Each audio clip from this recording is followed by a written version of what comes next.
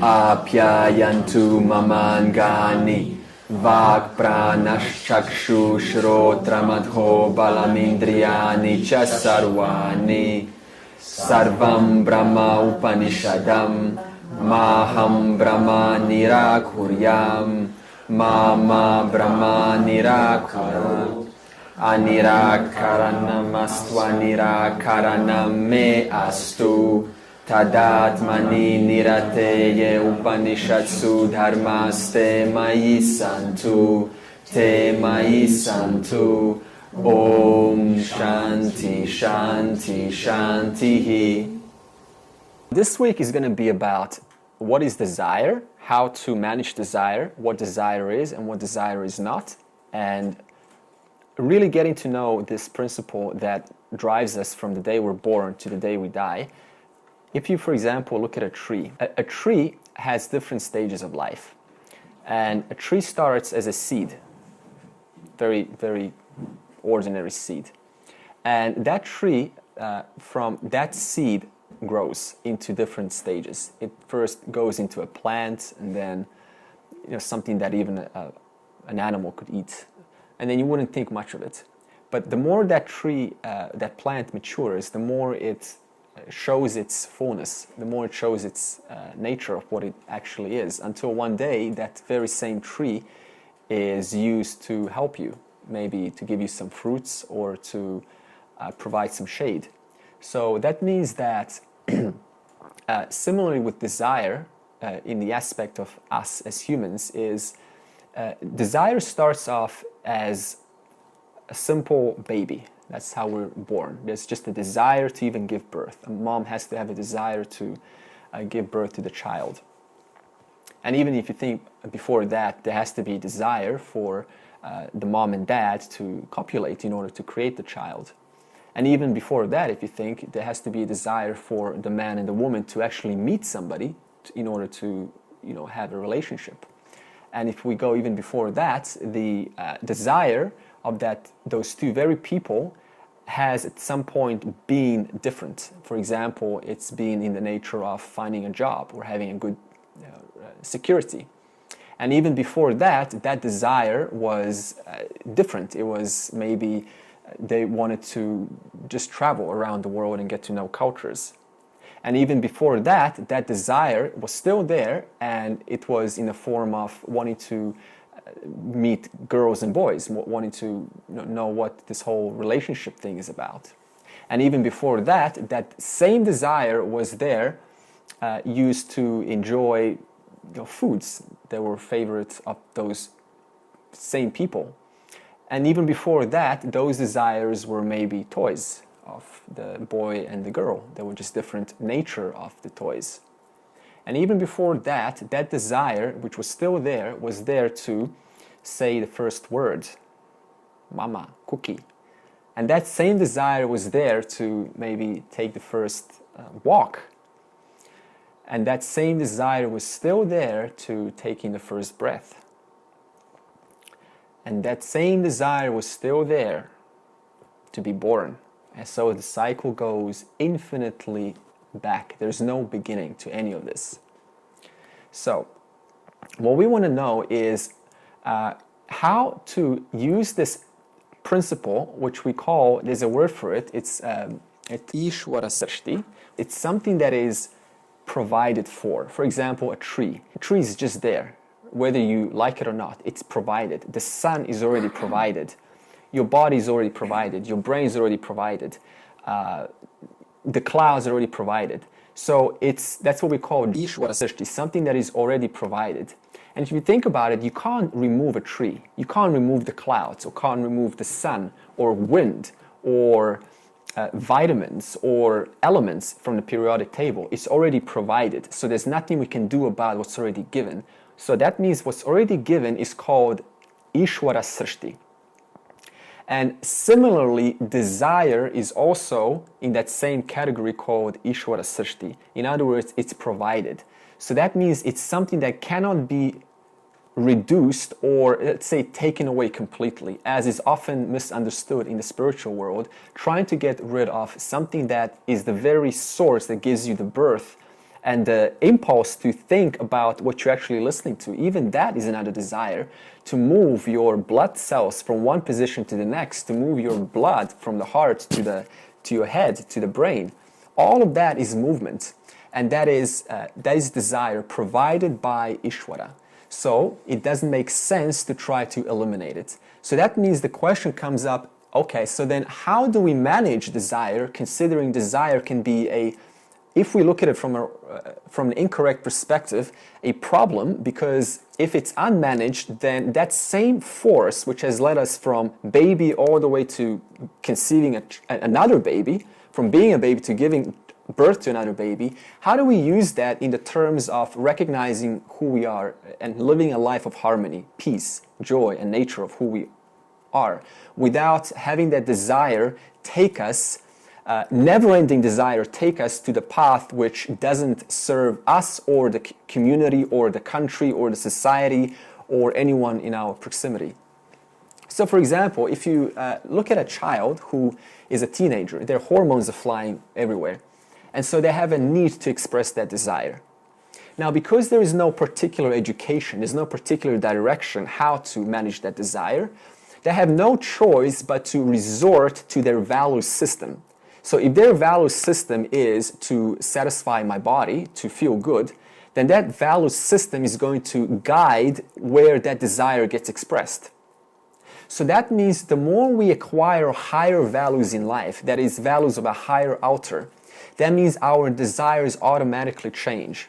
So that makes you wonder then, how does one manage desire? Because desire can't be eliminated. And the answer to that, very simple, is by understanding what is a higher value that it is closer to something that who I already am. So one way to observe this is, for example, a person who has, as I said, hormones flying everywhere, and suddenly they realize that there's not much to this, right? It's business as usual. Have you ever had that experience where you get good at something and it's not so fascinating anymore? It's like, well, you know, it's business as usual. I'm in a relationship, it's so what? It's so exciting at the beginning, there's a honeymoon, but then it's just normal. Or even making money, right? We're very fascinated by making money, let's say as a child. And then once that child grows up into an adult and gets some business knowledge, then they start to make money and they get really good at it. And suddenly that desire, which was very on a high level to make money, it reduces. Why? Because the mastery of what I wanted has been mastered. Similarly, when let's say let's say a mom and a dad, to-be mom, to-be dad want a child, and they're so passionate, they're talking about conceiving children, and they finally make a child, and they get a whole dose of screaming and shouting and everything, and suddenly their view it changes around children. Their desire has suddenly come back to a normal, to a more natural level. So that means that this desire is always operating based on the value system that we own or hold in ourselves at any one moment. So what does that mean? That means is that it depends on what is your level of understanding of Ishvara, of the whole. If my understanding is that everything is one here, nothing's two, then my desire cannot be to hurt you. Because then if I know that everything's one, and I'm not separate from that oneness, that means, and that's my value, that means if I hurt any one of you, that means I am simultaneously hurting myself, which is called papa karma, and I'm accumulating karma, which then later on I have to address, because it's going to have a certain thought on me. I'm going to feel guilty, maybe not immediately, but maybe 24 hours later. And so that's going to then have a whole course of a thread of events down the line. So that means if I do not understand that everything's one, and I believe I'm separate from you, and I'm my life, and this is your life, and I don't care about you, and so on, then it's very easy for that desire to lead me to hurt you, because there's no value, there's no understanding that actually I'm hurting myself. Siri. So that means that we have to now talk about how to manage this desire. And managing desire really means just having a proper relationship with it. So now, what does having a proper relationship mean? Okay, so we can take a very simple example, is that while desire lasts, that is, while I'm having a desire for something, the attitude is, let's just appreciate it, because some people don't have that. Some people would beg to have your kind of job, if you think about it, your kind of body, your kind of health, your kind of knowledge. So that means whatever I have, whatever you have, first is to appreciate that desire, because after all, what you have in life is prasad. Prasad means a gift, it's an offering of Ishvara. So that means whatever you have in life right now, no matter how you look at it, it's still a gift of Ishvara, because there's always someone who doesn't have it and would die to have that. You see? So that means we're taking a stand of gratitude of what we do have. And so we're enjoying because it's a gift. Okay. And now, because we understand that it is a gift of Ishvara, it is provided. I did not create, for example, let's say this house. You see, let's say this is your house, okay? And you're enjoying your house. Think about who actually put their work into this house. All of the builders, how much work went into making this house? Leveling, digging, the pipes, plumbing, gas. And so, see, we don't think about what actually happens behind the scenes. So that means this attitude of gratitude comes from the fact that there is so much that we do not see, and yet it has contributed to where we are right now. So that means, so that's how you're able to start appreciating what you do have, recognizing that you are exactly where you are because of those people and circumstances which you will never meet in your whole entire life. And those people are the very same people who, if I don't have a high value system and I think I'm separate, I could actually insult. Isn't that funny? I insult someone on the street, and that very same person made this house, which I get to enjoy and have a good time and call my friends and so on. So that means that there is this endless thread of so many causes that contributed to you being where you are right now. That's why we want to start appreciating what we do have. Knowing at the same time is that in Ishvara, in Maya, in Mithya, everything is vikara. Vikara means modification. So that means no amount of desire stays the same. Whatever you have, it doesn't stay the same. Even if it does stay, let's say you're married for your entire life with the same person, still the kind of connection you have between you two, it still changes. Or let's say that you're financially well off for the rest of your life. It's still subject to inflation. It's subject to whether later on the industry will be no longer necessary. So that means that the other relationship to have with desire is the understanding that even though it's here right now, what I have, and I appreciate it, it can go anytime. It can leave. And I have no idea when. Because as I said, there's so many circumstances which that thing which I rely on actually depends on. Let's say, for example, two people are together and they're massively in love. They're madly in love. They don't say massively, they say madly in love, right? And let's say the man, he's totally, gets his joy from the woman. And similarly, the woman gets her joy from the man. Now, see, we don't know. Maybe the woman's brother is going to, has an accident, and then she has to go to a different country in order to attend to the funeral. And then she, has a conversation with some cool fella on the airplane, and they kind of connect. It's not formal. It's not cheating or anything. It's just a nice connection. And she starts to have a little bit more of a conversation. She comes back to you, of course, to the man, and she has a conversation with the man, and then they kind of get along more and more, and she starts to really develop affection for the other man. And then before you know it, the woman suddenly says, sorry, I'm just moving on. And it all started with something so innocent as a brother's funeral.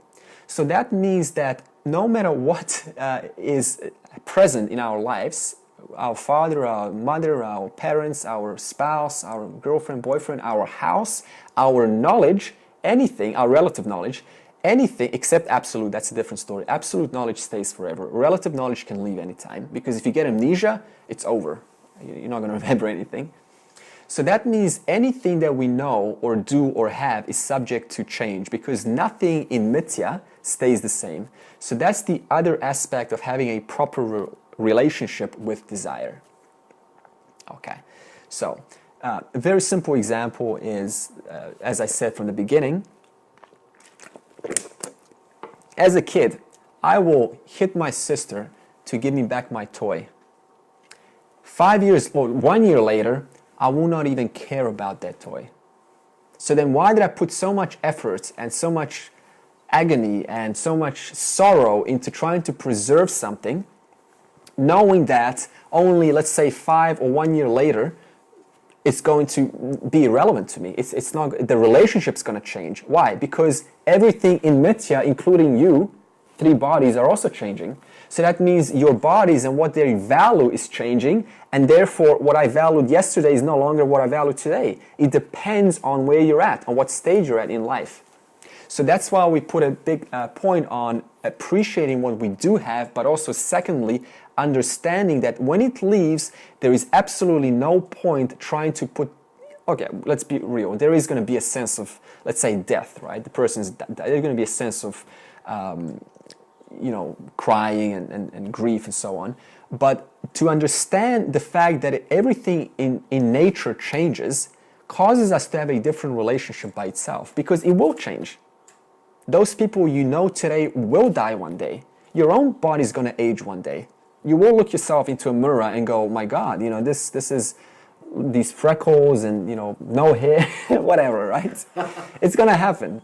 So that means the sooner we can start to accept that things are changing and they cannot stop themselves from changing, because that's the nature of everything in mithya, the sooner we can start to appreciate what we do have, and the easier life starts to get. This is also prevalent in the, for example, a woman, you look at a celebrity and go, my gosh, she's beautiful. And other women start to envy her beauty. But then you talk to her, not all the time, but you talk to her and she says, well, to have this kind of beauty, I had 30 plus plastic surgeries. In other words, what does that mean? The person is unwilling to let go of this inevitable fact that everything's changing. They cannot stand their body aging, so they try to bring it back to that old state. And that only causes further sorrow and grief and effects which I have to then deal with later. So it comes in many different ways, as you can see. Okay, at the same time, we're still on the relationship, how to have a relationship with desire. At the same time, while enjoying desire, that is what is present in your life, never lose perspective of what is your highest value. So see, this is where the trick comes. It depends on what your highest value is right now. Of course, being the Vedanta class obviously implies your highest value, I would assume, I'm not sure, but I would assume would have to be self-realization, knowing myself as the unchanging I. So that means, from that perspective, enjoy whatever's present, but never lose perspective of what is my value. Because the moment I drop into desire completely and I dive into it, they call it getting lost in love, getting lost in whatever it is, getting lost in the hobby, getting lost in drawing, painting, architecture, whatever it is, getting lost in computer, whatever it is. The moment I do that, my value fades away and I lose perspective of what is my purpose in life. So that's why we need consistent education. This is not a matter of one-time attendance and then walking out and going, well, that's it, I've done all there is to do. Because life is so subtle that it just permeates in so subtle ways that it just becomes the new normal. And you don't even think about what your purpose was maybe 5 months ago. It's like, well, my purpose is to dance, to enjoy myself. This is eternal creation. My life is just to enjoy myself. And then the mind starts to justify the desire, to give it reasons why it's okay. So that means the primary job in relationship with desire, besides enjoying and understanding that everything's changing, is knowing that despite A and B, to never lose perspective of what is my highest value. How do we do that? How do we know what our highest value is? By having this is where prayer comes, by having some kind of puja, prayer, some kind of deity. This is where karma yoga also ties in.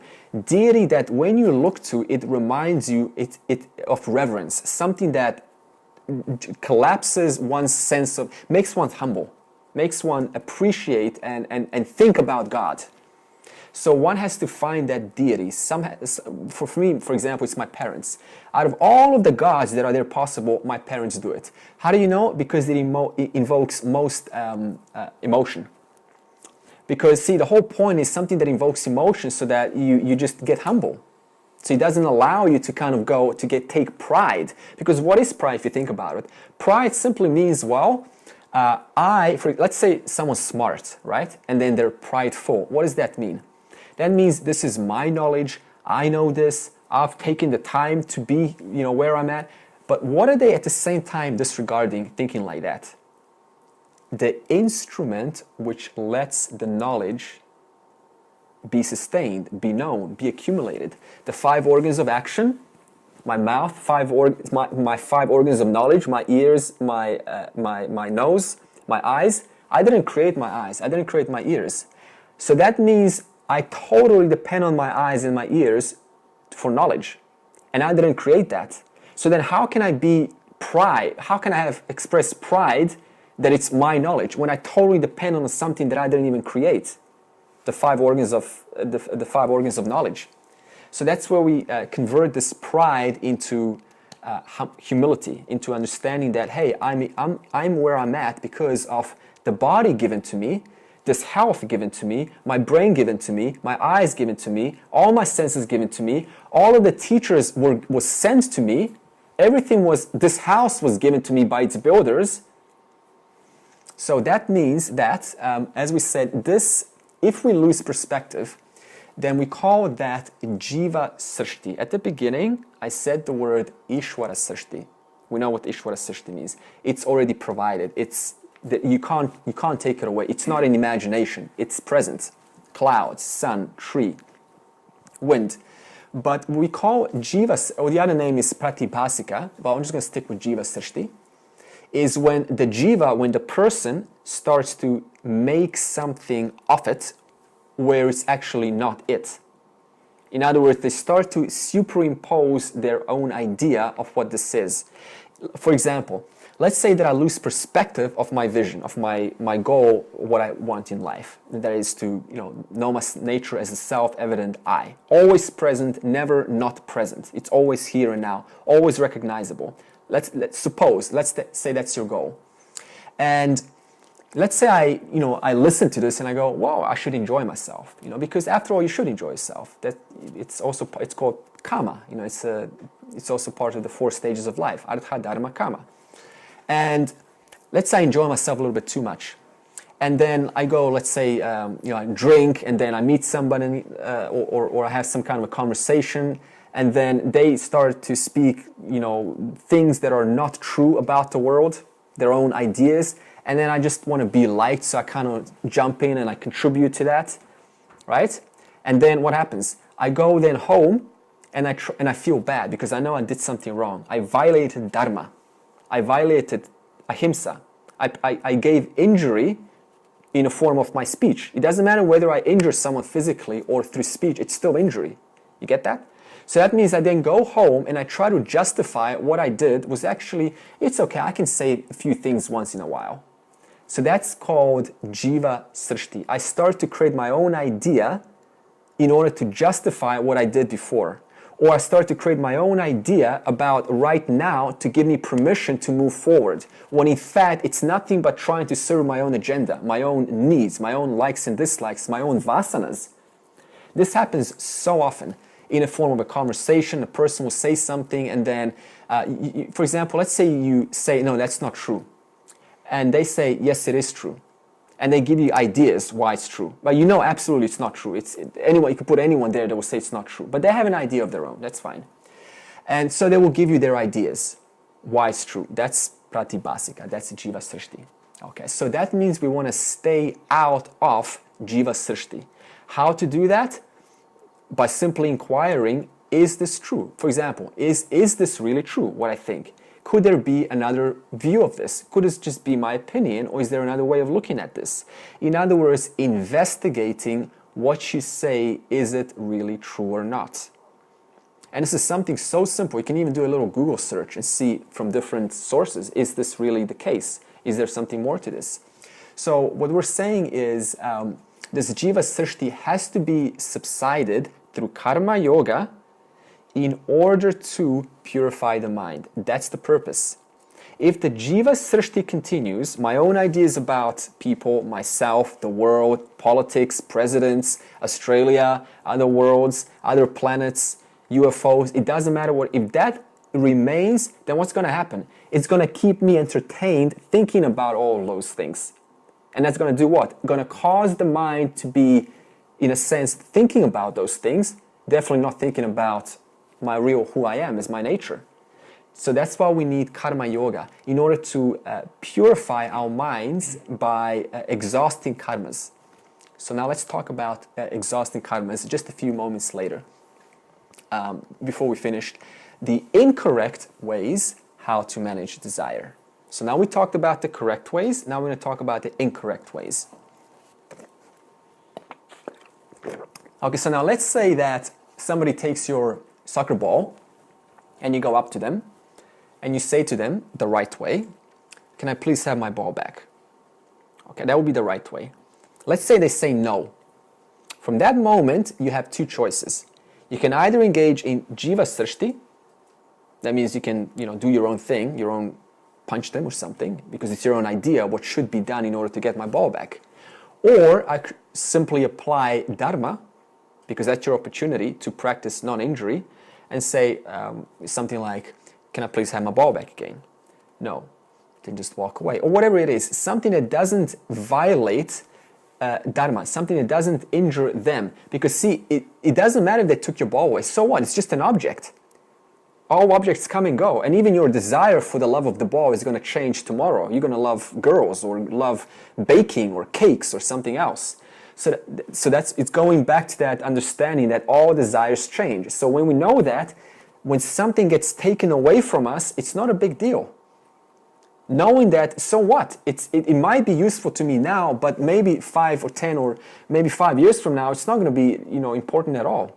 So that means the other way to go about is somebody takes the ball, and then I go up to them and I get just get upset, and I call them names, and I call them I threaten them. What's the problem with that? I've just applied himsa, injury, onto them, but also onto myself, because nobody likes to feel angry. Nobody likes to hurt others. Why? Because when we hurt others, there's actually a simultaneous hurting of that one who is hurting. You see? So, and then what happens? And then we have to justify why what we did was correct. But just the justification alone proves what? That wasn't right. Because when you do something right, do you have to justify yourself? If you do something that's correct, it's the right thing to do. Do you have to go and explain yourself? No. But when you do something wrong, what happens then? Always. So it doesn't matter what they say. Just the act of explaining myself implies or gives away that person inherently knows that was wrong.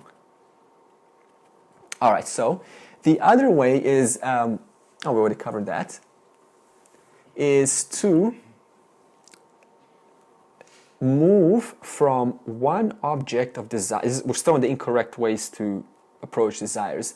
To go from one object to another object. In other words, from material, something that represents a symbol of material desire, wealth, money, success, fame, whatever it is. And then we say, okay, well, I've seen that there's nothing in this material world for me. There's not as a form of degrading it, but just seeing there's not much there. And then we go, okay, well, now that there's nothing in this world for me, what I'm going to do is I'm going to have a desire for something higher. And that higher desire starts into a whole tangent, or which you're going to get to, called the spiritual marketplace. So what happened? Nothing.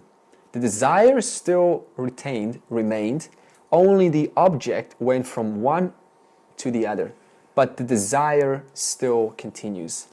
So once again, there is no point trying to eliminate desire, only refine the desire based on one's value and understanding what is my highest value on earth.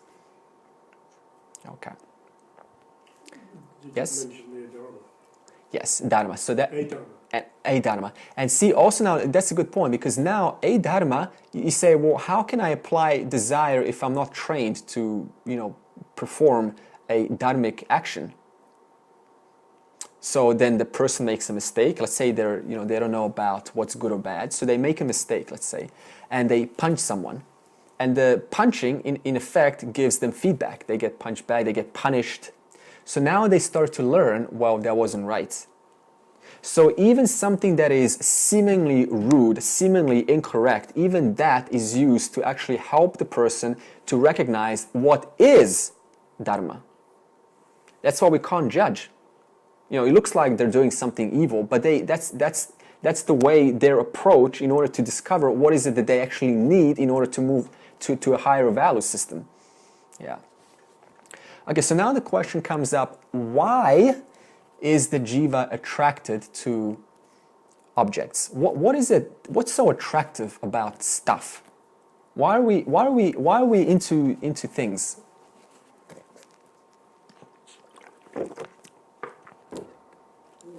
We're trying to create an identity that means something, I guess. That's right. Yeah, we're trying to create an identity that means something that is meaningful for us. And that meaningful can only be of one choice, which is happiness. There's no other way. If my identity, for example, is a miserable person, then I'm trying to do everything in my power to change my identity to become a happier person. Now that action from one miserable to happy, that depends on the person's intellect, on their own education. That's why people can be running around trying to change misery to happiness by drinking alcohol. I'm not insulting anyone, I'm just saying different methods. By doing things that are sort of borderline malicious or borderline, somebody else pays the price for my own benefit. Right? So in other words, everyone's trying to do nothing but be happy. That's all we're trying to do on earth. Is there any other reason why you're alive? If you think about it, the only reason you're here is just to get stuff, right? And get what? Get things that are meaningful to me, that give me an identity of happiness. That's it. There's no reason to be on earth other than just to get stuff. Even if I don't want anything in the material world, I still want God. Even if I don't want God, I still want... Why is the person then still alive the next moment? Why don't you just go commit suicide? So obviously they want something.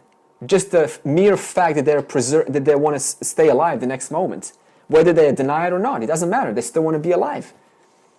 In other words, the jiva is looking for happiness in these objects, because it provides a sense of meaningful identity that once gained, then it's going to fill my need of inadequacy. And when that's done, then I'm going to feel adequate. I'm going to feel full.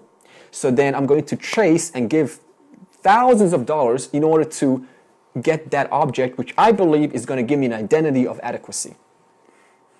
Yeah. So in other words, people are generally spending money, spending time, spending effort, or spending or investing all of these things in this mistaken notion that once I get what I'm chasing, whether it takes 5 years or 10 years, whether it's a big business or whatever it is, I'm going to be happy. Yeah, because of this mistaken notion that I do not know that all desires are changing, and I do not appreciate the fact that this desire is only possible because of this body, which is not created by me. It's given to me. So even the actual possibility to appreciate what you've got depends on your body, which is not given to you. So, which you didn't create, it was given to you, right? You didn't create your mind, your senses, your eyes. Take away the eyes, hey, good luck to the mountains, good luck to all the beautiful sights. So if you think about a person, for example, going to, the Niagara Falls and taking photos, all of that depends on their eyes. Or they want to listen to rock and roll and just enjoy them, lose themselves. That depends on their ears. That's why we say appreciating what I do have, knowing at the same time it can be taken away any day. Okay, so now the Jiva is now chasing and looking for bursts of joy in order to fill themselves, knowing that or not knowing that it's not going to last. So they have no choice because they haven't inquired. They haven't actually inquired into the simple fact and said, is my iPhone 4 going to, is that next iPhone going with 2 more features, let's say 3 more megapixels, is that really going to make me happy? Isn't that funny? The person would chase another phone just for 2 more features. I mean, they're running out of features today, right? And all of that effort, speaking to friends, wasting others' time. You're speaking to friends about iPhone, that's wasting other people's time. You're entertaining the thoughts, you're working hard, slaving away like a horse, right? All to get an object that has 2 more features, which I mistakenly believe is going to make or fill my identity from inadequate to adequate. And this just keeps going on and on and on and on.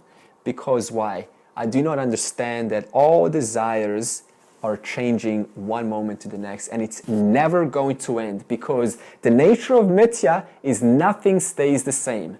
Even if you are madly in love with someone, that is not going to stay at the same intensity as it once was. Even though you may stay with that same person, but the intensity of how you see them is not going to stay the same. Okay, so now... The desire would just change, though, from being... Exactly. The gratification of the love, or the joy from the love, to the gratification of pragmatism in terms of the relationship being a functional relationship. That's right. So the quality of changes, the desire to make, let's say, the beginning, my desire was to make it work, to communicate well, not fight. And then let's say they sort those issues out, and now they have a certain connection of spending too much time together. So now my desire is to get my own time, right? So I can do some work. And let's say my own time now, in my own little world, now I have a desire to do something, make something out of my life. So now the desire is still there, but my desire is changing. Yeah, okay. So once again, to make a big point is that nothing is wrong with desire. This takes the kick in the balls for the Buddhists. I don't know if they're saying, actually I can't really, I'm not sure if you maybe know. I don't know what they say. Well, there's an old saying that Buddhists believe in reincarnation but would wish that it didn't happen. Christians don't believe in reincarnation but believe it will happen, would like it to happen. Yeah, that's a good one. Yeah, okay. So we're not saying anything's wrong with desire, because as I said, desire is what fuels your every effort to get what you want. That means every burst of joy was only possible because of desire. Every burst or every possibility that is being given to you to a better life, a better lifestyle, is because of desire. So we're never ever going to say, eliminate it. There's no point. Just refining it based on what your values are. So it's a matter of changing your values. What do I value in life? And automatically, desire is going to follow that value. All right. So now, as I said, with that spiritual marketplace, the desire for material world,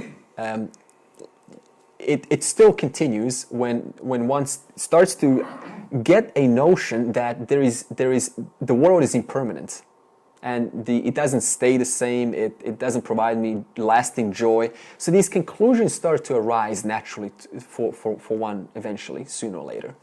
And then they say, well, I want to now know the truth. I want to know how to find permanent happiness, because obviously the world of materiality cannot give me that. So now I want to find a way which does give me that. So now they start to slowly, talk to different people, look up online, read books, and their thinking starts to change. And they start to get more terms about the spiritual world. Now what happens is, the mind that has gone from the material to the spiritual is still the same. The mind's thinking hasn't changed, and that thinking is, I don't have what I want, therefore I'm not satisfied right now. Right? It doesn't change from the material to the spirit. It's still the same idea. I'm not happy. To be happy, I need to do something. So that means I'm not satisfied now, and after I get whatever it is I want to get, then I will be satisfied. Then I will be whole and complete. Let's say the person wants to start a business. It's the same thing. I don't have enough money. I'm not making enough money, so I'm going to do something to make enough money, and then I'll be happy. Now let's say that's gone, and then they jump into spiritual world. The idea is still the same. I'm not permanently happy. No matter what I do, how successful I get, I still feel a sense of inadequacy within me. So in order to feel this adequacy, I'm going to now go and do different techniques or methods recommended by the teachers in order, or once completed, I'm going to feel adequate. Same thing. Okay, so now the aspirant, we can call them an aspirant now, they're aspiring to something higher. There was an aspirant in the materialistic world, they were aspiring to something higher in their version. Okay, so now they start small. Now they're in this big spiritual marketplace of, whatever it is. It's a huge marketplace. And they start small. For example, vegetarian. And just think about how big the world of being vegetarian can get. Huh? It becomes this obsession about being healthy, radiating, and the whole thing, all happiness starts to depend on being a healthy person. In other words, just the little world of vegetarianism takes the person on an entire tangent, which can last for years, trying to look beautiful, trying to shine, trying to then do yoga, and then yoga becomes another path to pursue because it follows their value of being healthy. And that takes another few more years to get rid of or to complete. And then they, of course, also, something so small, but also have something extreme as, I don't know if you've been there, but I've certainly done probably every extreme practice there is to do in the spiritual world. Not all, but a lot of them. Something extreme, let's say Kundalini raising, right? In order to, lift a serpent, a sleeping serpent at the bottom of the Muladhara chakra, and got to raise it up to the Sahas. To the Shushumna. So that in itself becomes an entire field of investigation. There are hundreds of books on yoga, or how to raise the Kundalini. And so they start to do Kundalini, breath of fire, getting rid of the ego, which itself can be, take 1 year to try to do. And they start to talk to other people, Kundalini classes. And so the whole world becomes a world of raising your Kundalini. And that's all there is to living. In other words, it becomes the end. They lose perspective that it's meant to be a means and not the end. So then we also have things like in the psychology, past life regression.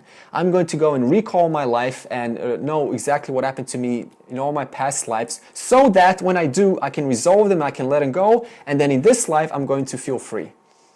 So then go and see hypnotherapists, and then a hypnotherapist tells them, well, you're just not prone to being hypnotized.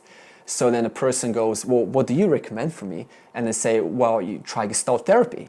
And then go to Gestalt therapy, it doesn't work. And they say, go to a massage therapist. And then they start to get into massage therapy, and then that doesn't work. Well, you should go to a Chinese medicine or an Ayurvedic, Ayurveda. And then they get into that. And then it becomes a whole world of Ayurveda and Chinese medicine. They start tapping all their meridian points, and they start getting new methods of how to feel good. And that becomes another end instead of the means. Third eye opening. Open your third eye and see everything, see the truth. This is another common, very often revered method of, or mistakenly associated to enlightenment, to self-realization. Opening my third eye through different practices, focusing on the third eye, saying different mantras, singing invoking certain gods, right, in order to open my third eye, and that can go another 1 year. By the time the person's already 60, 70, they're dying. Shaktipat, that's a very to me it's a joke. I mean, Shaktipat is basically putting, you know, a guru puts their hand on your head and they're supposed to transfer energy and make you enlightened. You guys know that one? Yeah, you will not believe the amount of stuff that happens in the spiritual world. It's just, that's why we call it a spiritual zoo, a spiritual marketplace. And then the person goes to Shaktipat and goes, please, please give me your energy. And then, you know, the guru, you know, has this sort of, because everyone's looking up to the guru, you know, they're like, oh, I'm going to bless all of you. And when you walk out, you're all going to be enlightened. Happens all the time. I know, I'm not going to mention names, but I know tons of these schools who actually do this. And that can go on for another couple of years. So now, that means, conclusion, endless possibilities in these spiritual possibilities, in these spiritual practices, and it keeps the person busy 24/7. And of course, it's kind of like walking, you know, getting sidetracked, knowing what I was supposed to do, and because the path which I was exposed to was so attractive, that I totally lost sight of what is it that I really, what is my real value, because of these attractive options that are available in the spiritual marketplace. Okay, so now,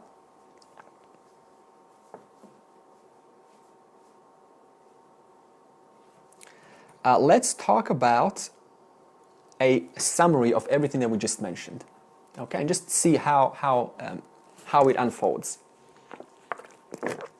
So we said desire remains no matter what, whether you're chasing material or spiritual. Okay, we're all clear on that. All right. Now the object of desire changes. We're all clear on that. In other words, all that happens, it gets refined from, you know, from winning to being neutral to feeling something different, some different relationship, whatever it is. So the refinement is never ending. Now, the person who doesn't know who they are, who's not educated, the scriptures, who ignores the scriptures and just does practices all over the place, but doesn't get knowledge. That's what we call a person that doesn't know. Is not fulfilled, and just like in the material world, and by the mistake, the thinking is by getting the object, whatever the box is, whether it's a spiritual object or, you know, a career, feeling better, being richer, looking more beautiful, having nicer clothes, some other examples of common desires in this world. Having better eyesight, nicer car. They still have that today? I thought everyone's got a nice car today. There's always a nice one. Yeah, no. A Tesla would be nice. Yeah. That's an exception. You know, more friends, better, you know, just more influence, being on the spotlight, even the psychological issues of having an advantage over someone else in a conversation, or being a better persuader, or holding ground, or being more confident. It doesn't matter what the object is in that box. The point is, I'm not fulfilled, and by developing or getting that box, that object, I will be fulfilled. In other words, I'm depending on future time to get something, implying what? I'm not happy right now. Reinforcing what? That my nature is not already full, already complete. So that means just the mere fact of expecting a better life in the future automatically negates the truth that I'm already whole and complete. So that what? Just reinforces my ignorance, reinforces my lack of, reinforces my sense of smallness, but what? At the same time, I'm getting something that appears like it's making me bigger. So what? So one thing's making me bigger, but one thing is negating that at the same time, and that which is negating is the assumption, the unacquired, uninvestigated assumption that I'm not already whole and complete, which always negates no matter what I get, even if it's good. Yeah. Okay, so now the result is kind of like, you know, a mouse who feels like as the mouse is running, they're getting somewhere, and it's joyful, isn't it? When we actually believe, we feel like we're doing something useful. There's great joy in that, whether it's whatever activity is. So the mouse is kind of like that. It's the same thing. I'm getting somewhere, but I'm actually not getting anywhere. I'm getting somewhere by having a better life, by improving, being a better speaker, being a better person, looking more beautiful, being more confident, having a higher self-esteem, having a better job, having more fame, having more influence, having, just helping more people. That's another subtle one present in the spiritual world. And at the same time, what I'm doing is I'm just kind of like that mouse, right, and feel like I'm doing something, but simultaneously implying I am not already whole, full, and complete right now. So how do we solve this? We talked about it at the beginning. Understand that every desire changes. Know that every desire is provided to you by Ishvara, and it can get taken away anytime. So there is no point trying to hold on to anything or be concerned that it's going to stay, because a whole life can go trying to just invest effort trying to sustain something out of the fear that if it leaves, I'm going to, because my joy depends on it, my joy is going to go right along with it. So then I take all this effort to try to preserve what I have. Understand that all desires change and it's not going to last. That alone can offload so much unnecessary concern and anxiety over trying to preserve our life to be this one utopian perfect dream that we imagine it to be. Okay. So the desire stays, but the objects of desire change. That's right. And in order to, because the objects can, change forever, so that means you eventually have to put a certain point. Because even moksha is another desire, right? It's another object. Is there such a thing as a pure desire, which is unchanging? Yeah, like for example, breathing. For example, talking to me right now. For example, living. For example, helping. It's more often than not, it's a natural desire than an unnatural desire. Yeah, unnatural desire is, let's say that. Somebody is seeing someone having a great house and they want to jealousy, they want to destroy them, that envy. So that's an unnatural desire, for example. Or a natural desire could be wanting to accumulate and have a lot. It was interesting what you were saying about the natural desire of wanting to help somebody. Yeah. Because that can go both ways. That can always, there is never a yes or a no in Mithya. It can go both ways, yeah. So see, we can't really give you a kind of a yes or no. You got to, what is my intention here? Is it to give or is it to get?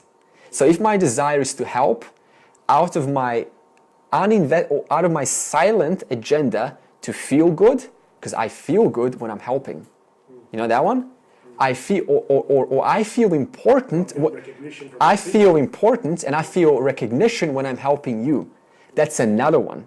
If that continues, then guess what? I am assuming that I'm not already whole and complete. Yeah, that's big in the charity world. That's right. Or a philanthropist who wants to be recognized by everyone.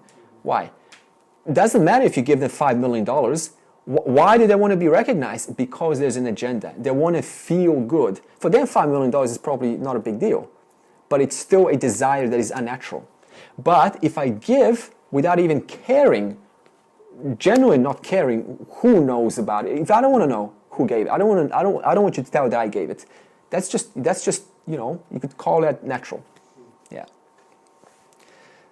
So now Ishvara, eventually, after all of these zoos of or ongoing changes of desires, changing objects, eventually when the person at some point has gotten enough, has seen both the material world doesn't provide lasting joy, but now also the spiritual world doesn't provide lasting joy. Even a Kundalini raising, even a Samadhi, because that has beginning in time. It starts. And anything that starts is what? It's dependent on time, which means it's going to end. And when it ends, the person is going to look for another hit, how to go into another Samadhi. So in other words, even the spiritual world holds the same problem, and that is it doesn't last. So now eventually Ishvara, after the struggling person, puts so much effort to finding permanent happiness. Because think about this, what we said last week. When you put effort into the field trying to find lasting happiness, what happens? You're creating causes, and those causes are having effects. And those effects are going to come back to you. That's why eventually they say the phrase, when the student's ready, eventually the teacher shows up. And they don't even know how it's going to show up.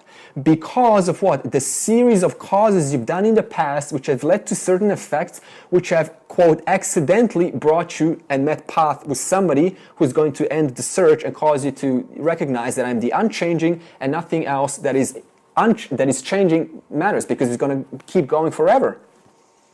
Okay, so now let's apply logic.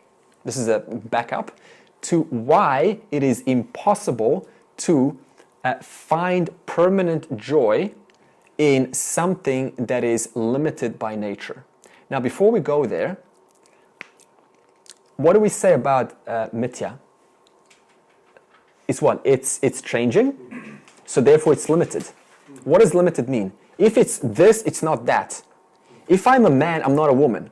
If I'm a giraffe, I'm not an elephant. If I'm an ant, I'm not a cockroach. And even if I'm a man, I want to be maybe taller. And if I'm taller, I want to be more smarter. And if I'm smarter, I want to even be more smarter. If I'm very smart, I want to be in position of power. If I'm in position of power, I want to be healthier. If I'm healthy, I want to be, let's say, lighter. If I'm lighter, I want to be more happy. If I'm more happy, I want to be more serious. If I'm more serious, I want to be funnier. It never ends. That's what limitation means. And if one puts their attention on this limited entity, guess what? It's like that little, where's that?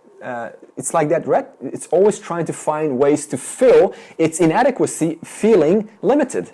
That means as long as the attention is placed on the form, the three bodies, the pancha kosha, the five koshas, you never ever find joy, ever. So the solution therefore has to lie in having a different logic and changing my focus from what is eternally changing to something that is always present right now, right here. So before we get there, I want to provide this logic just to see why it is not possible. Okay, so now we have a person. We have established the fact that a person is limited, right? Okay. Now, Jiva is limited. So here, and how do we prove that? It's proven by the fact that they're seeking, they're learning, they're looking for things, they're looking for happiness. Just the mere act of looking for happiness implies that I'm limited. If I was unlimited, there would be no need to look for anything, right?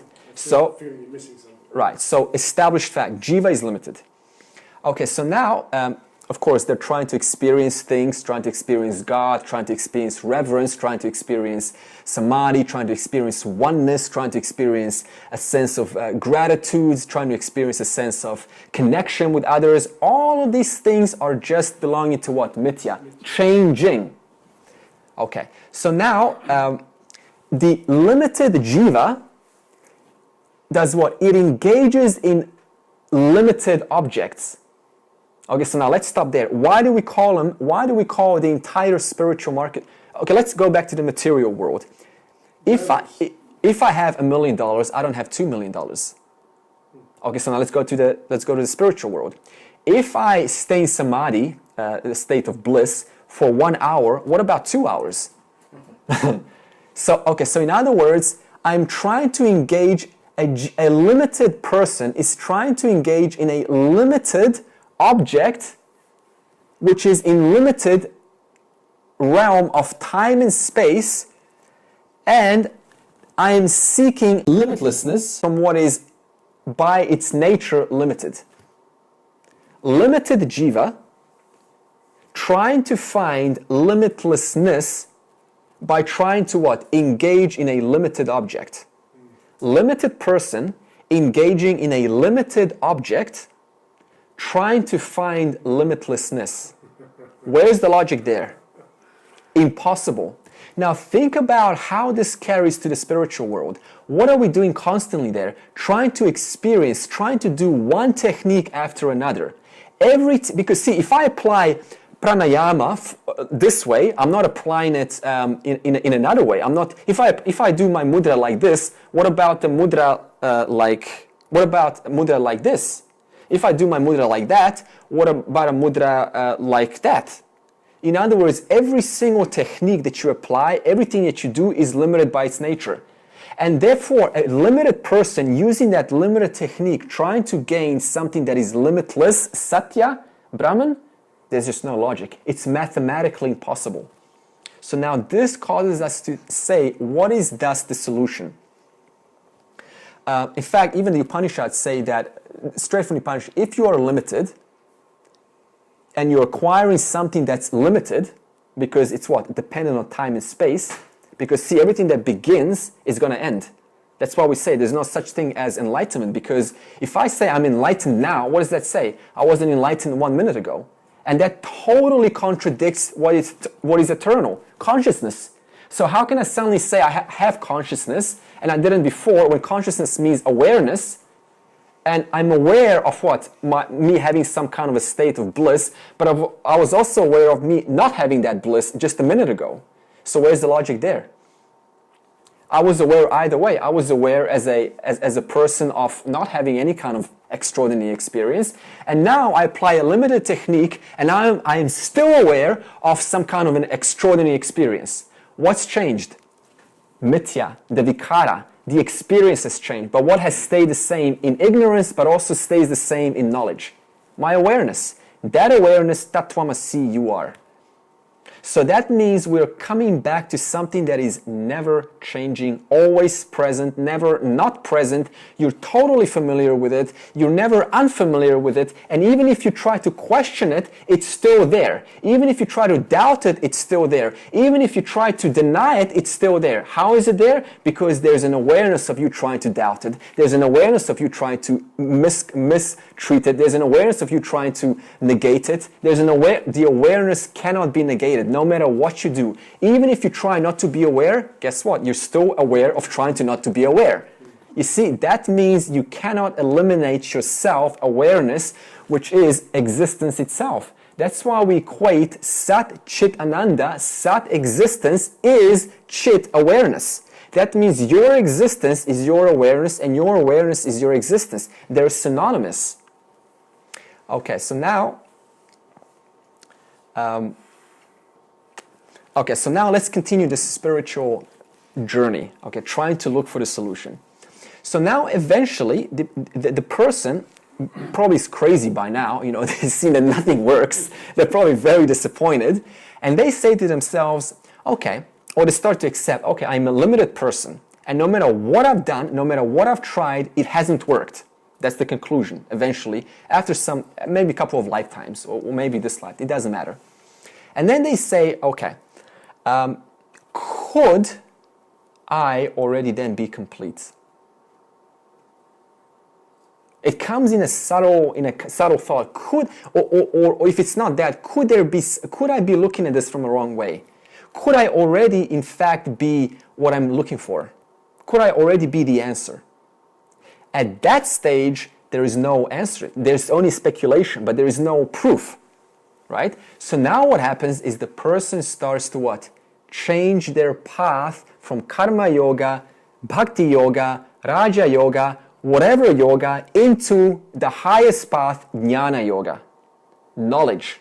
What is this course? Jnana yoga. Why? Because there is nothing, as I said, that you can do about the fact that you're already aware. There is no technique that's going to let you know that. It's only a matter of knowing it through knowledge. That's what Jnana Yoga provides. So that means the eventual path leads, the person eventually becomes what we call a Jijnasu. So repeat that name after me. Jijnasu. Okay, so now what is a Jijnasu? A Jijnasu is a person, actually I think most of us, 99% in Vedanta are Jijnasu. So let's find out what this is. The Jijnasu's thought is like this. If I am already full and complete and whole, after all, the teacher has said that, the Upanishads say that, the Gita says that, everyone says that, it's always, Ramana says that, everyone says that, then why despite that fact, do I still feel limited, incomplete, unhappy, and why do I not, quote, feel full and complete and whole? That's a natural question that comes, right? It happens all the time. I get this, but I don't feel it, right?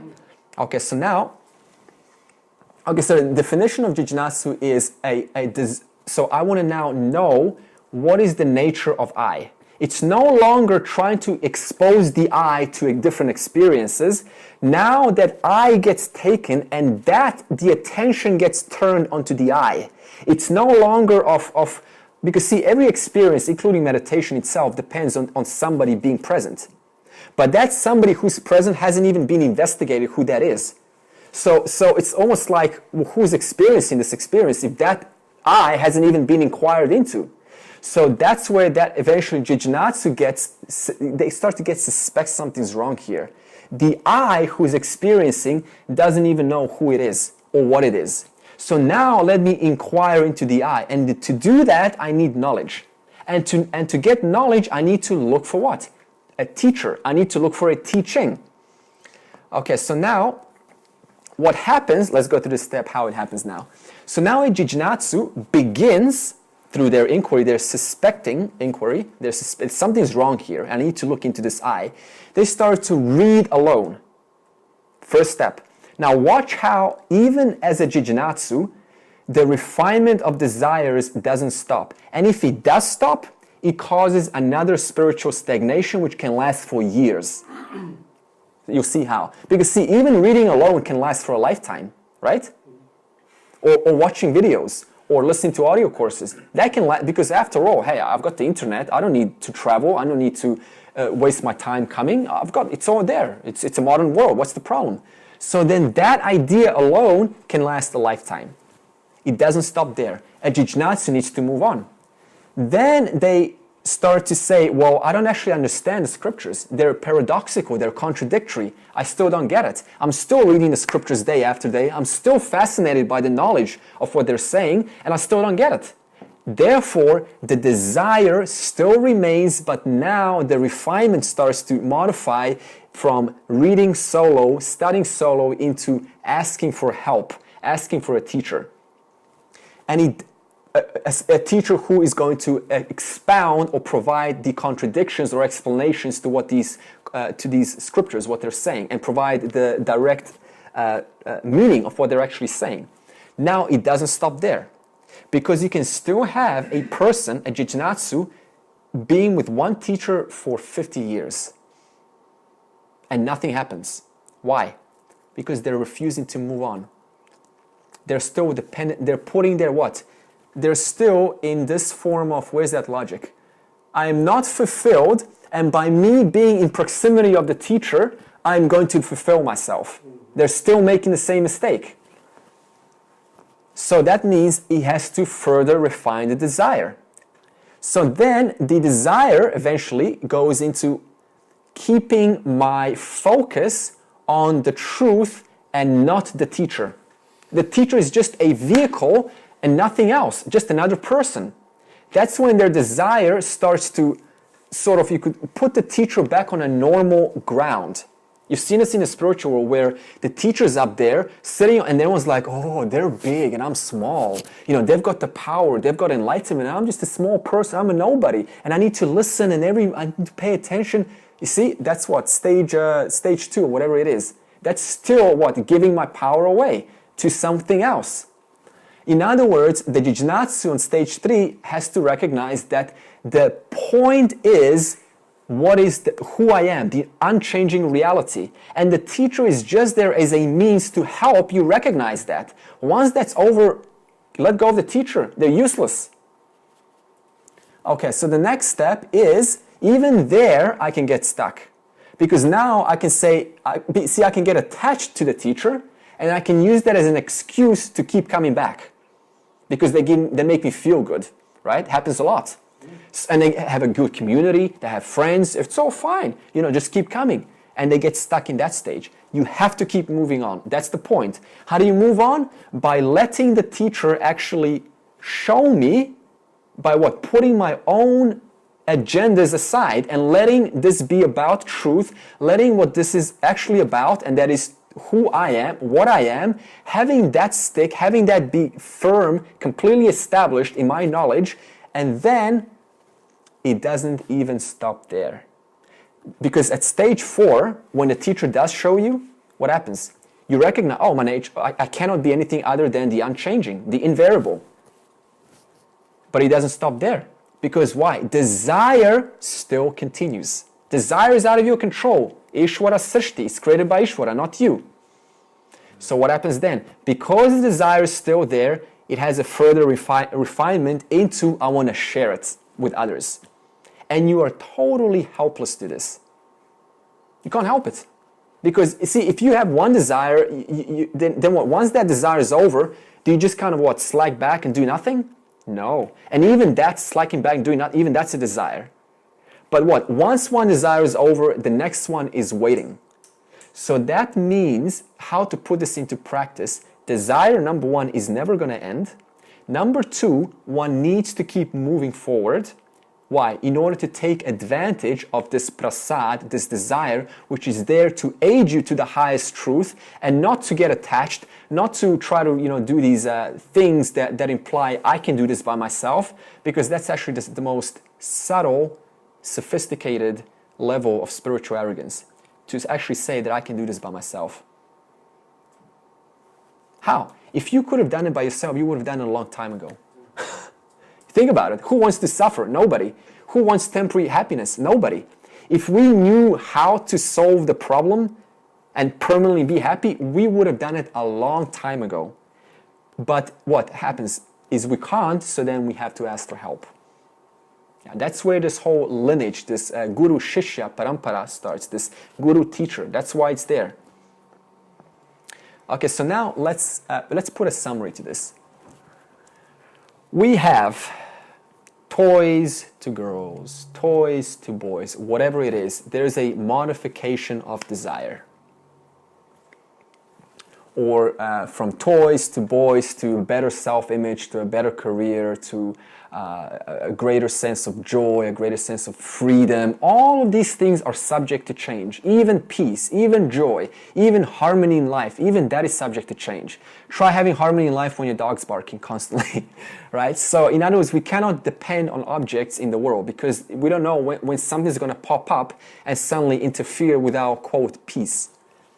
Okay, so that means so it then moves forward into the spiritual marketplace, and then it moves forward into what we call a jijnatsu, someone who wants to know the nature of the I, and then even it doesn't stop there. Sometimes the person wants to share it, or sometimes not. It doesn't matter. If not, then what happens is one goes back to life.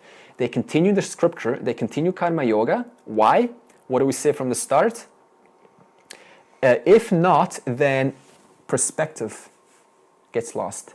My value. It doesn't matter if somebody knows who they are. It's irrelevant. They're still up against the whole. There's so many things that that the mind wants to be exposed to. That means that the point that I'm making is having scriptures, having religion in life, the scriptures, shruti, heard, or smrti, that means it's passed on, is primary. Whether I know who I am or not, it doesn't matter. Because if not, the person loses perspective. Happens very often. Somebody gains the knowledge of who they are, and then they go and teach, and they stop learning for themselves, and they slowly start falling into other people's problems, other people's issues, and then they go, oh, I'm free, and now I can do whatever I want, and then they give themselves, to I don't know, for men, it's usually they end up, with sleeping around. That's another loss of perspective. So it doesn't end. So one has to keep perspective constantly through the scriptures and the shruti.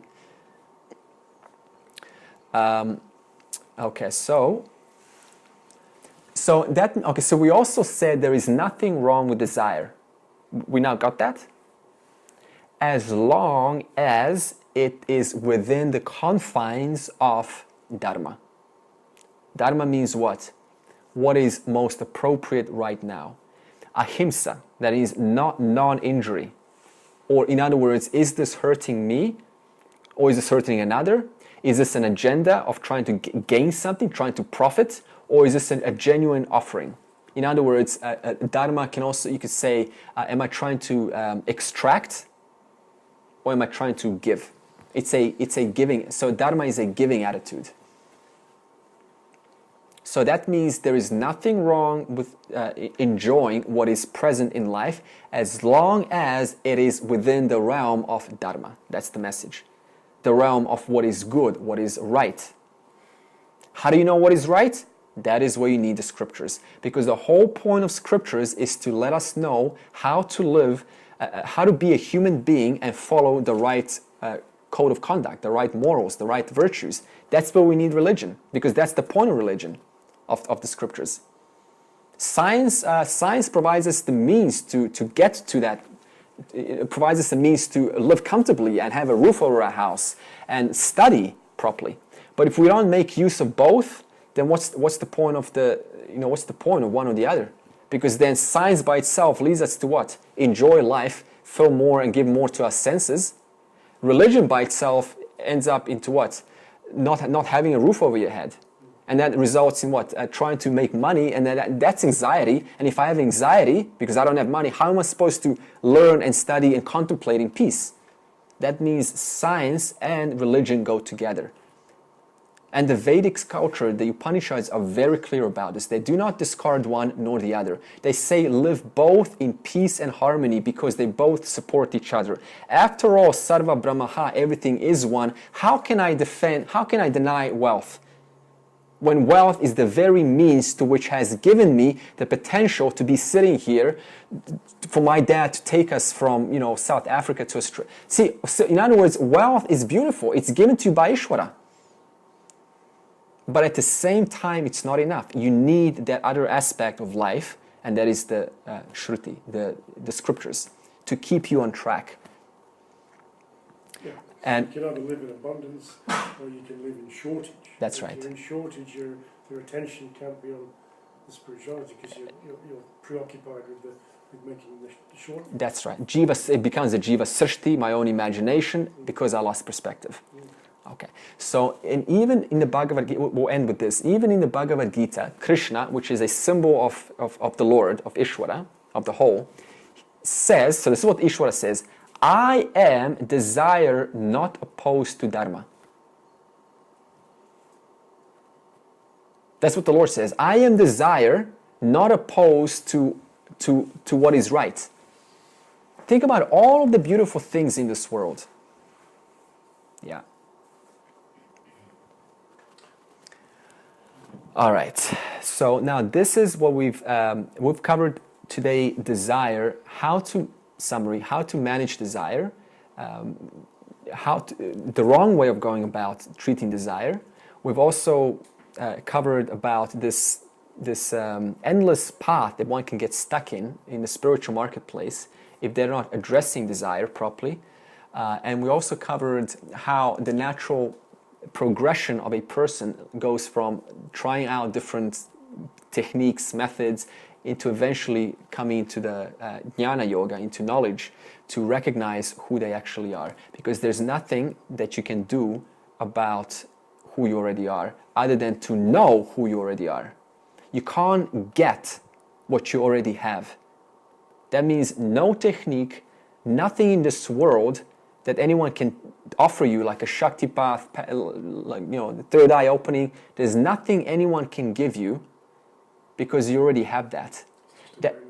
Yeah, because you already are that. That's what we say, Tattvamasi. That's a Mahavakya from the Chandogya Upanishad. Okay, so the takeaway message is appreciating desire, that it's there only to enjoy and to understand that it's subject to change. And this desire is to be used how I put my free will into it. And that free will, if it is in accordance with the scriptures, then it leads you to the highest path, that is the end of one's, the highest purpose of living as a man or a woman on earth. And that is to realize the nature of the unchanging I. All right, let's close. Om Purnamada Purnamidam Purnat Purnamudachyate Purnasya Purnamadaya Purnameva Vashishyate. Om Shanti Shanti Shanti. I was interested, we didn't explore that one about the Adama and the Himsa. The sort of corruption and perversion, I guess, is where that would be. Yeah, okay, to get object, apply Himsa or Dharma. That's the wrong way to go about it. Okay, well, let's say that, I need money, and I desperately need money. I really need the money. And the way to do that is the easy way, right? I just go pick pickpocket somebody. It's easy. So that means I've gotten what I needed. But how did I get about doing that? In other words, I did it in a way that hurts another person.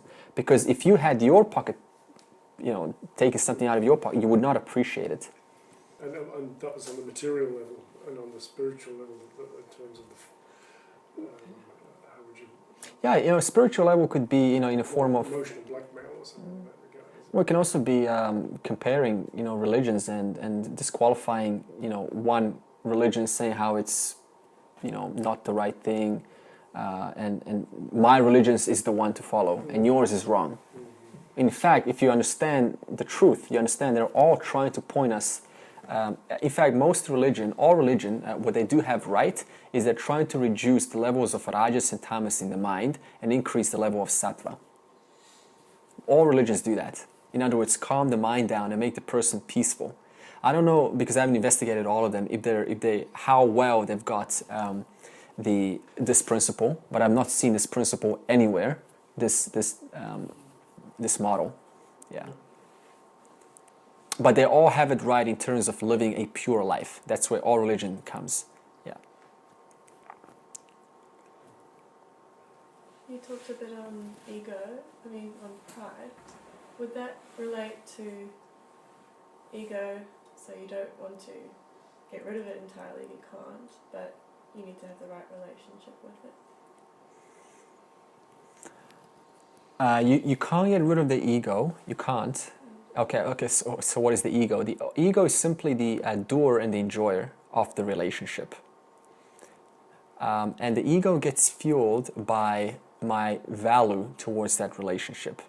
So if my value is to live that relationship or have that relationship in sense of harmony and where it's communication or union, then the ego is going to own that experience and project that onto, in terms of your organs of action. It's going to act like that.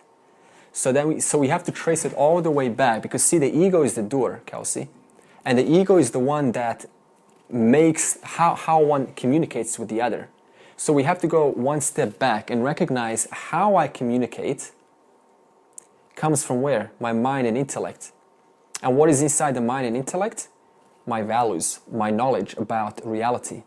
So that means if my knowledge about reality is everything is one, and I see oneness in you, I see oneness in all, then that's going to get expressed through the ego, and the ego is going to speak differently, it's going to act differently, it's going to behave differently.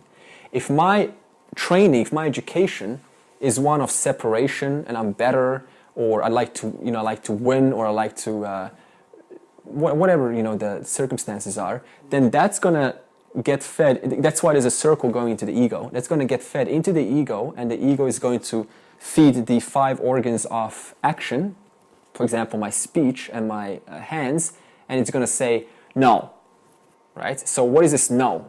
That's coming from that intellect and the mind. So the answer is you're never going to get rid of the ego.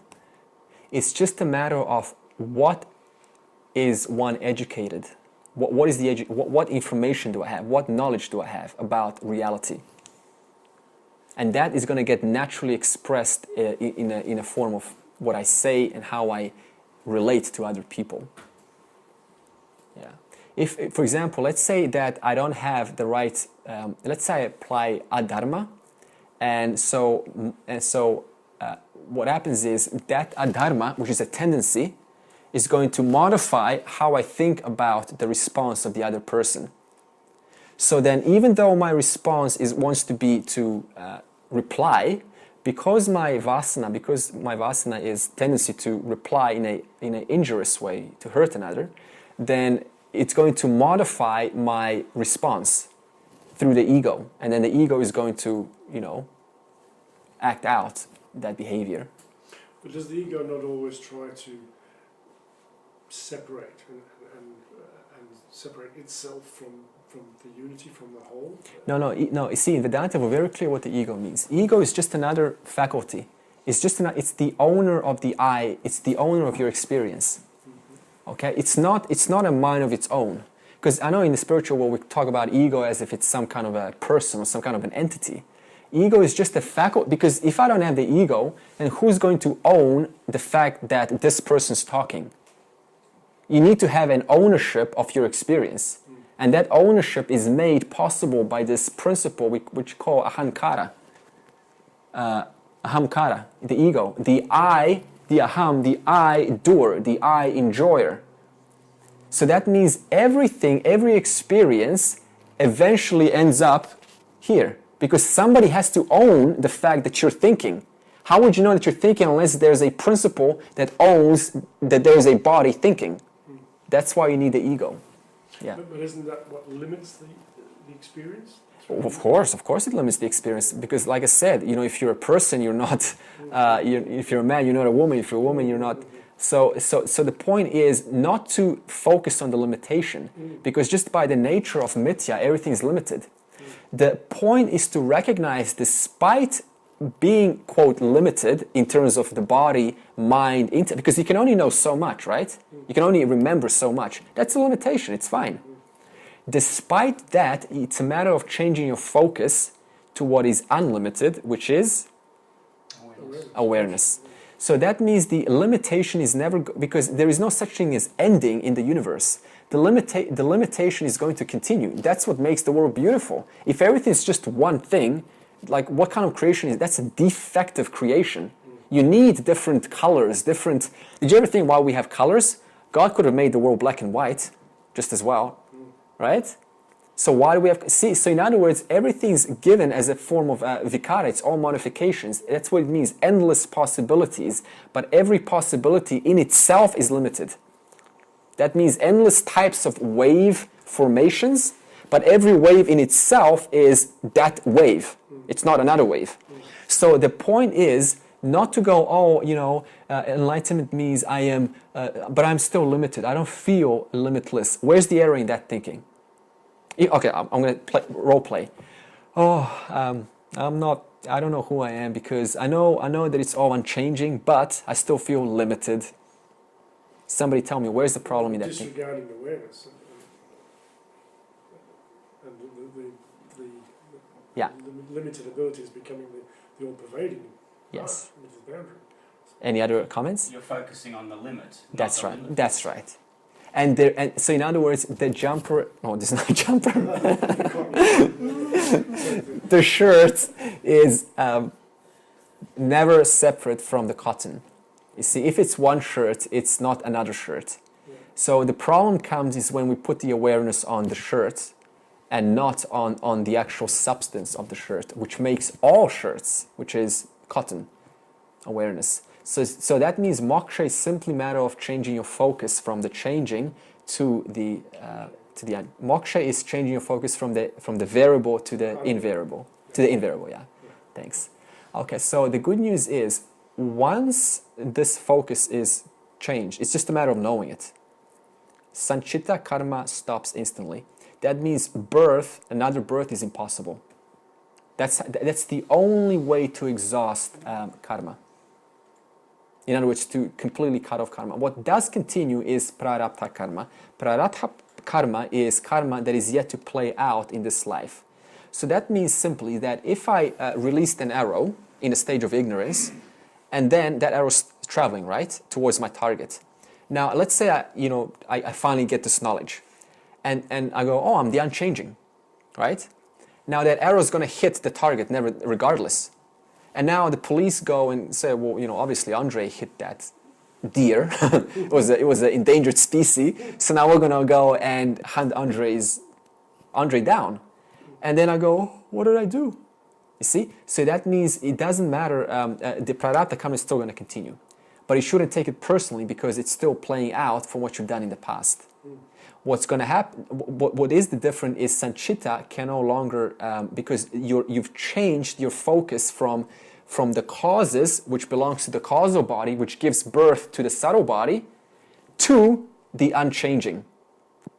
Now, where's the logic for a new body how can you get a new body if your focus is on what is already present all the time? What's the point of another... See, in other words, the bodies still continue. Okay? Because see, Jiva Ishvara Srishti means the world created by Ishvara still continues, whether the person is here or not. When a person is born, the world was already created. So it's not your world, it's Ishvara's world. Okay, so that means even when one realizes who they are, I have to use an analogy here. It's like this. Okay, let's have a wave in the ocean, right? And that wave, of course, believes it's the wave. It's the form of the wave. Anything it's limited, all the other things come with it. Sadness, I'm not a bigger wave, and so on. What happens is, when that wave changes focus from the wave form to H2O, which pervades the entire ocean meaning Ishvara, not only pervades the ocean, but also every other wave. So when that one wave changes its focus from the wave to H2O, then guess what? Everything still continues. Nothing changed. That's why we say nothing ever changes here. Everything's already present. This is it. You're never going to get a better creation than right now. It's just a matter of where is your focus. Is my focus on the ever-changing, ever-limited, or is my focus on the unchanging, always present, the H2O? Yeah. You said before, and you were talking about the spiritual world, I'm sure, and you said, and you were using examples, and you said nothing works. Yeah. And when you said nothing works, I don't know whether it's my funny mind, yeah. But I thought, well, isn't that really you're saying also at the same time that no thing works, and therefore consciousness works?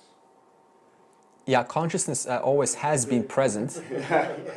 Yeah, consciousness has been present. Yes. It's just that my focus was in the wrong place. Yes. Yeah. So I was trying to find what was already present in other modifications, in other practices. Yes. But what I was looking for, I already was. Yes. In other words, the seeker was the sought. In other words, the looker was looking for something that the looker is already. Yes. So that motivated the looker to try to find something, thinking that what the looker is somewhere else. Yes. That's Advaita, that's duality. Yes. Yeah. So, it's answer. Questions? Are they different?